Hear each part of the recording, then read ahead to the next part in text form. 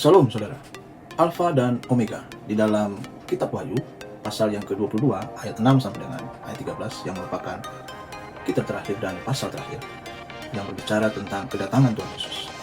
Di dalam ayat yang ke-13 katakan, Aku adalah Alfa dan Omega, yang pertama dan yang terkemudian, yang awal dan yang akhir.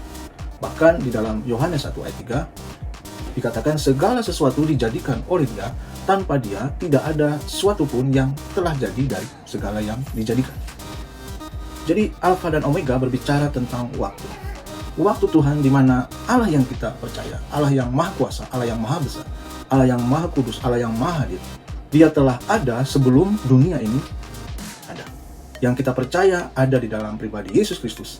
Lalu Dia rela mati untuk menebus dosa-dosa manusia, untuk menebus dosa-dosa kita. Lalu Dia bangkit dan naik ke surga. Dan Dia akan ada di akhir kehidupan manusia di dunia ini sampai kesudahan waktu dunia ini. Minimal ada 6 hal yang harus kita ingat setelah kita mengetahui bahwa Allah yang kita sembah adalah Allah yang Alfa dan Omega, Allah yang awal dan yang akhir. Yang pertama, kita harus percaya akan setiap perkataan Tuhan, bahwa perkataan Tuhan itu adalah benar. Di dalam ayat 6 katakan, lalu Ia berkata kepadaku, perkataan-perkataan ini tepat dan benar, dan Tuhan Allah yang memberi roh kepada para nabi telah mengutus malaikatnya untuk menunjukkan kepada hamba-hambanya apa yang harus segera terjadi.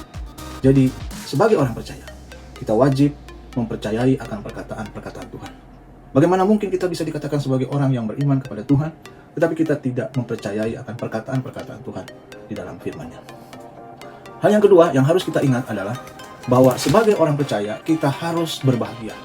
Ayat 7 katakan, sesungguhnya aku datang segera, berbahagialah orang yang menuruti perkataan-perkataan nubuat kitab ini.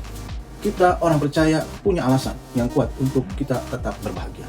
Kita harus berbahagia. Karena apa? Karena tujuan dari akhir kehidupan setiap orang yang percaya adalah hidup dalam kekekalan bersama Allah Bapa di surga. Hal yang ketiga yang harus kita ingat setelah kita memahami bahwa Allah yang kita sembah adalah Alfa dan Omega.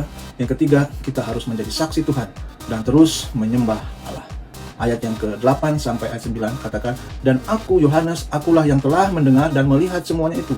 Dan setelah aku mendengar dan melihatnya, aku tersungkur di depan kaki malaikat yang telah menunjukkan semuanya itu kepadaku untuk menyembahnya. Tetapi ia berkata kepadaku, jangan berbuat demikian. Aku adalah hamba sama seperti engkau dan saudara-saudaramu, para nabi dan semua mereka yang menuruti segala perkataan kitab ini. Sembahlah Allah. Hal yang keempat, jangan kita merahasiakan berita kedatangan Tuhan.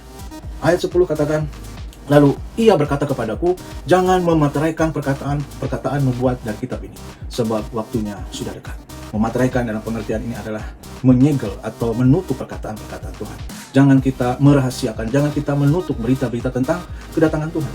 Yang kelima, lakukanlah terus kebenaran dan hidup dalam kekudusan.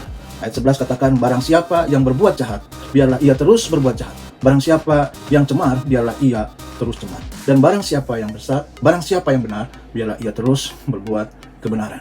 Yang terakhir, ketika kita setia sampai akhir, maka kita akan mendapatkan upah yang disediakannya untuk saudara dan saya. Ayat 12 katakan, sesungguhnya aku datang segera dan aku membawa upahku untuk membalaskan kepada setiap orang menurut perbuatannya. Tetaplah setia sampai akhir. Tuhan Yesus memberkati.